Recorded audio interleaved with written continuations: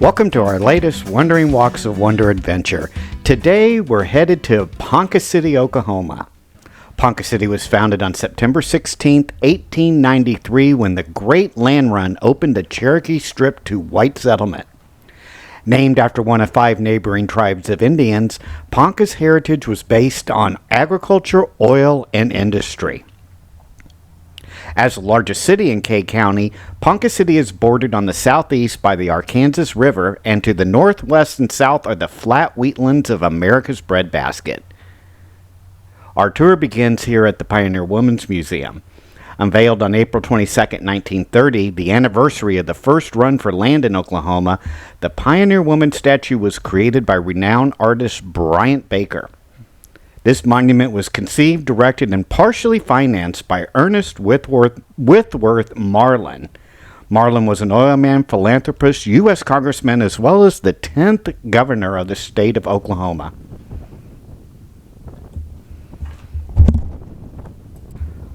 Our next stop takes us to the historic mansion of Ernest Whitworth Marland. Again, this home was one time the home of the 10th governor of the state, and it's magnificently called the Palace of the Prairie, and it was his dream home. As a boy, Marland had dreamed of having a castle surrounded by a moat, and the mansion with its swimming pool and lakes was the realization of that dream. Constructed between 1925 and 1928 at an estimated cost of $5.5 million, the Marland Mansion was modeled after the Davinci Palace in Florence, Italy. Master architect John Forsyth, along with many artists, decorators, and sculptors from around the world, combined their talents to create this beautiful showcase. Built of locally quarried limestone, the mansion contains about 43,500 square feet over 3 floors. There are over 55 rooms, including 12 bathrooms, 3 kitchens, an elevator, as well as a dumbwaiter inside. The original 2,500-acre estate included 5 lakes, a game reserve, a 9-hole golf course, polo grounds, stables, kennels, gatehouses, boathouses, a lodge, garages, an artist studio, as well as an administrative building, along with an Olympic-sized swimming pool. On the exterior of the mansion, unique corbels support an ornate balcony in which the Latin inscription of man's home is his castle is carved in stone. The mansion, housed by Marland and his wife Lydia, they only lived in it for a very short period of time. As his fortunes waned and as the oil industry declined, they moved from the mansion to the guest house and only opened the mansion for special occasions. 6 months prior to his death, Marland sold the mansion and the surrounding buildings to the Carmelite Fathers. After 7 years, they sold it to the Sisters of St. Felix. Renaming the estate Assumption Villa, the sisters added Angela Hall, a chapel dormitory, as well as an administration building. In 1975, the city of Ponca City, with the help from Continental Oil Company, purchased the estate to preserve the heritage of the Marland era, and the home is now open to the public as a museum.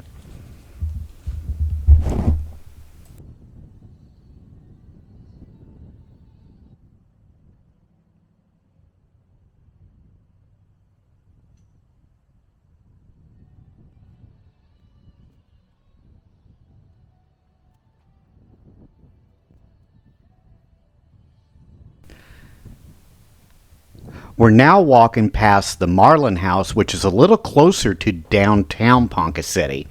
This is actually the first home that Ernest Marland built. This home was designed by Solomon Andrew Layton and was constructed in 1916. This much smaller home compared to the home that we just saw, his mansion that's a couple miles away, is a 22-room structure that's spread over 3 floors and boasts one of the first indoor swimming pools in the entire state of Oklahoma. It also has a built-in vacuum system, air conditioning, a kitchen exhaust fan, as well as a 3-car garage, which are very unique features in homes built in the early 1900s. One of the most unique features of this home are the magnificent gardens which span about 80 acres. The elaborate grounds designed by Marland's Japanese gardener were said to have been patterned after the gardens in Versailles, France. In 1928, the Marland household moved to their larger home, the Palace on the Prairie, the mansion that we saw here just a bit ago. This grand old house on Grand Avenue remained a private residence until 1967, at which time the city of Ponca City purchased it from Mrs. J. Paris to establish a center to preserve the culture of the Ponca City area. It now contains inside 4 museums: the Indian Museum, a museum related to the 100 Ranch Room, the Bryant Baker Studio, as well as the Daughters of the American Public Memorial Museum.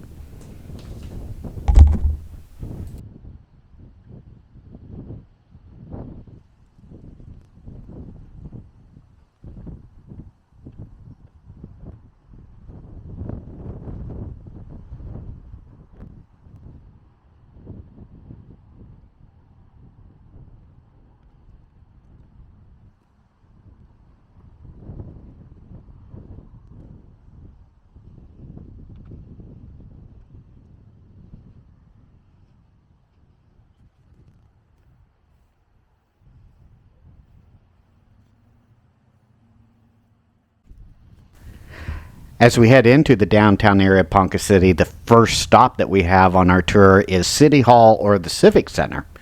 This beautiful building was designed by Solomon Layton and was the center structure for the city's first auditorium. The structure was not yet completed when it was first used on October 2nd, 1917 to send off 141 K County soldiers to World War I. The auditorium was designed as a place for public meetings, conventions, and entertainment. During the Depression, movies were shown on Saturday afternoons. These were financed by local oilman and philanthropist Lou Wentz. By 1923, Ponca City had outgrown its first city hall, and a wing was added to each side of the auditorium. Architects Layton and Smith and George Forsyth completed the east wing of the city offices and also built a courtroom as well as an assembly room. The west wing was used for a fire station, police station, as well as the city's jail.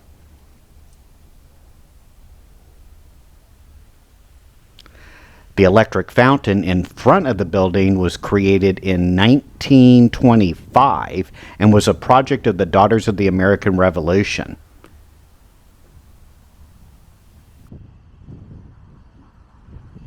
Right next door to City Hall is East Middle School. This site occupies the historic site of Ponca City's first school that was constructed in 1893. The original wooden structure was destroyed in a fire, and another native stone building was constructed in 1911. However, that second building was condemned, and this building was constructed in 1939. Ralph Lester assumed the role as the inaugural president of this new school. In 1961, with the opening of another junior high on the west side of town, the school became known as East Middle School.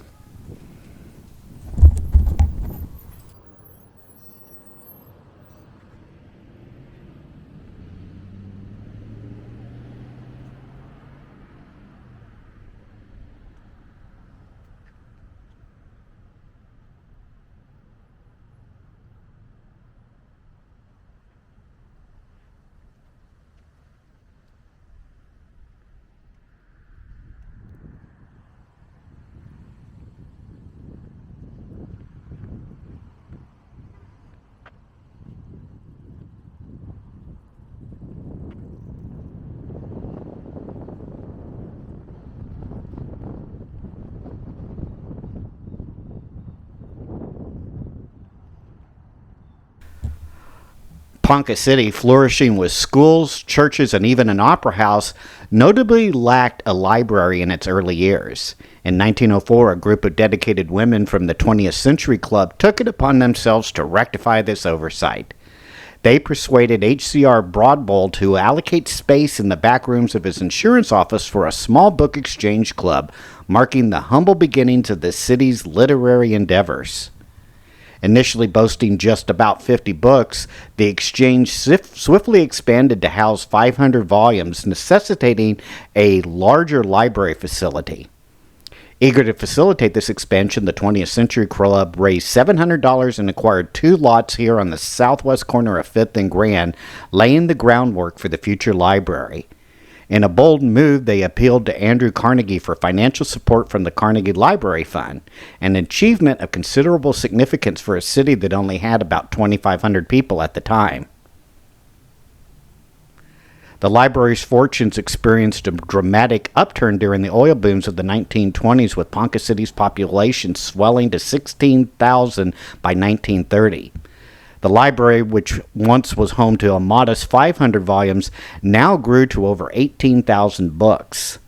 In 1933, spurred on by several hundred petitioners, the city commissioner successfully secured a $100,000 loan from the federal PWA fund for the construction of this new library. This library was designed by George G. Cannon, and it embraces a Spanish-influenced style.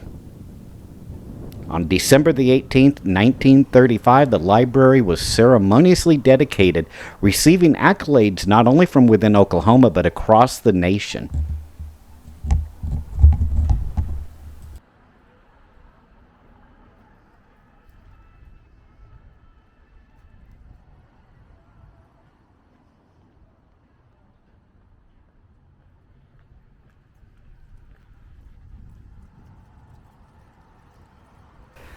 As we head into the historic commercial district, one of the first buildings that we see is the Paris Building. This building was completed in 1927 at a cost of about $100,000. This Spanish eclectic style building was built by E.W. Marland specifically for J.G. Paris. The architect was John Duncan Forsythe, who also designed Marland's Palace on the Prairie. The main focal point of the store is the Y-shaped staircase that connects the first and second floors. 2 years after opening, a 2-story annex was constructed on the east side of the building.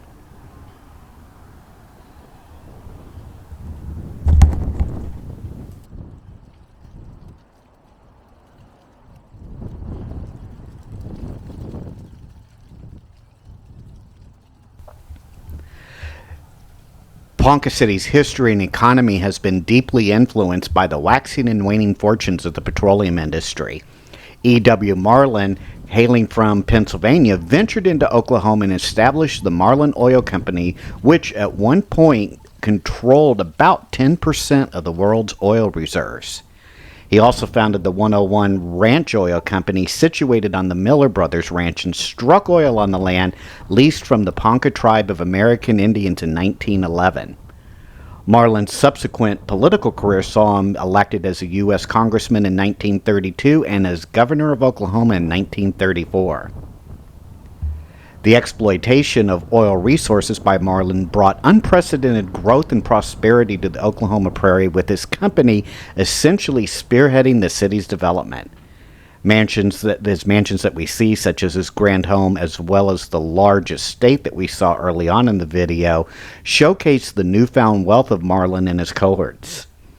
This era of prosperity left an architectural legacy here in Ponca City that's characterized by many of the buildings, including at that time what was the popular Spanish colonial revival as well as Art Deco styles of the time. The exuberance of the Roaring Twenties gave way to economic challenges to Ponca City just prior to the Great Depression. Following a successful takeover by J.P. Morgan Jr., the Marland Oil Company merged with Continental Oil Company in the late 1920s, eventually known as Conoco, for over 7 decades. Despite maintaining its headquarters in Ponca City until 1949, the company eventually underwent significant changes.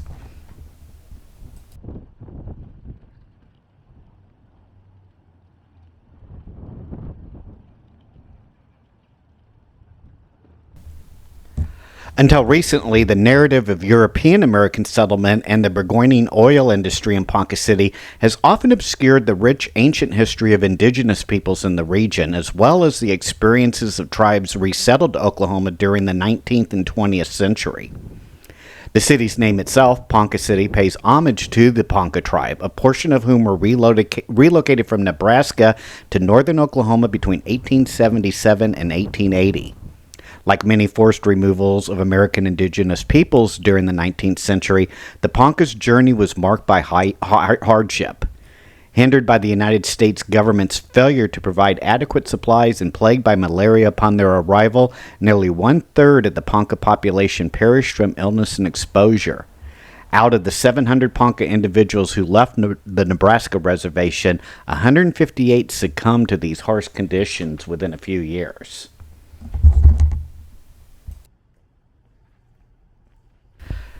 Amidst these challenges, the Ponca people voiced their grievances. Tensions heightened with the death of Standing Bear's eldest son in 1879, prompting the chief to fulfill a promise to bury him in his homeland. Approximately 60 Ponca individuals accompanied Standing Bear back to Nebraska, only to be met with arrest by the U.S. Army for leaving the reservation. While most eventually returned to Oklahoma, Standing Bear, supported by dedicated attorneys who were working for free, filed a writ of habeas corpus contesting his arrest. The resulting case, Standing Bear versus Crook, marked a pivotal moment in the U.S. legal system as the judge affirmed that indigenous peoples possess the same legal rights as other citizens. To honor Standing Bear's legacy, a statue was erected in Ponca City at the intersection of Highway 60 and Standing Bear Parkway. Later, the city established a park and museum bearing his name. The Ponca Nation, headquartered just south of Ponca City since 1879, significantly contributed to the growth of the Marland Oil Company and the city itself. Chief White Eagle leased portions of the tribe's allotted land to E.W. Marland in 1911 for oil exploration and development. In the later half of the 20th century, the Ponca tribe focused on enhancing infrastructure and services for its people, and in 2006, they received a substantial grant from a Sioux community in Minnesota for debt relief as well as economic development.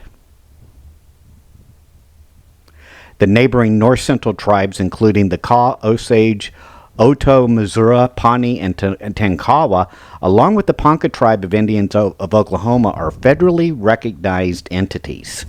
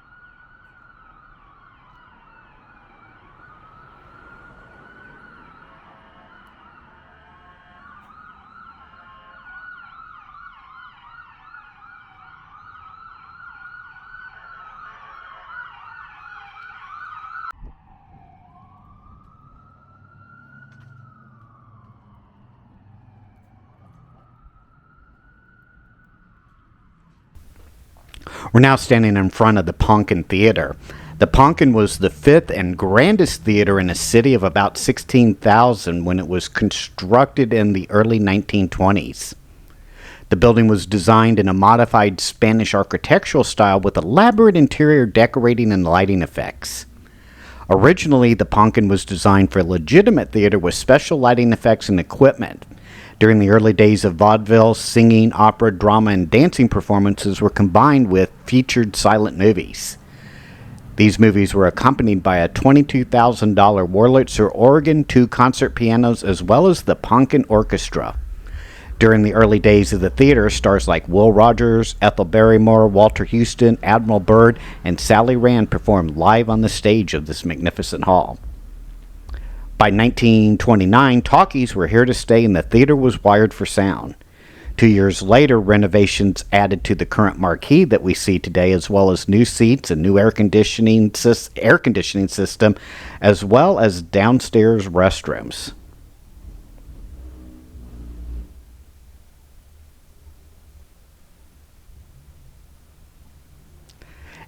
In 1955, the theater was closed due to movies moving to other places outside of town and remained closed for over 10 years.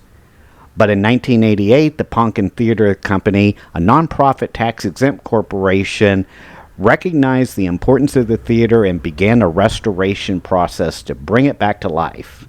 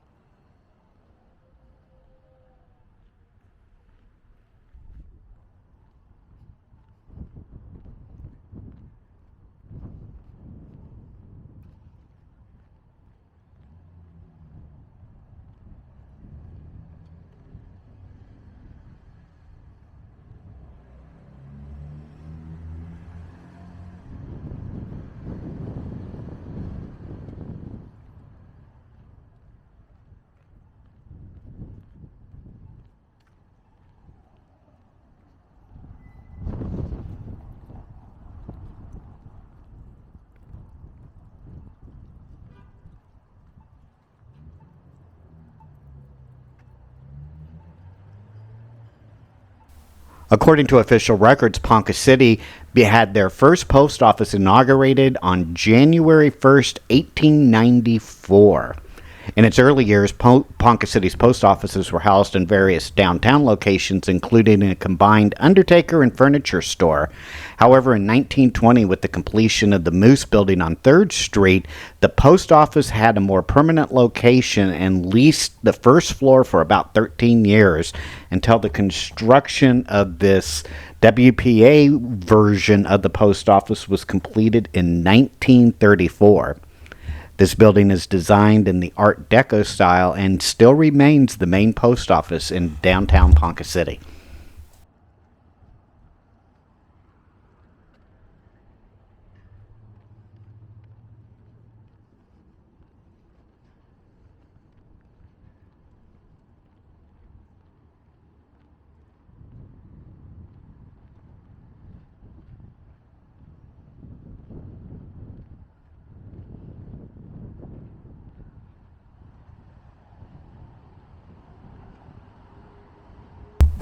I hope you've enjoyed this Wandering Walks of Wonder tour here in downtown Ponca City. If you visited Ponca City before or are a resident, leave a comment on one of the buildings that you admire the most. Make sure to hit that like and subscribe button, and we will see you on our next Wandering Walks of Wonder tour. Take care now. Bye-bye.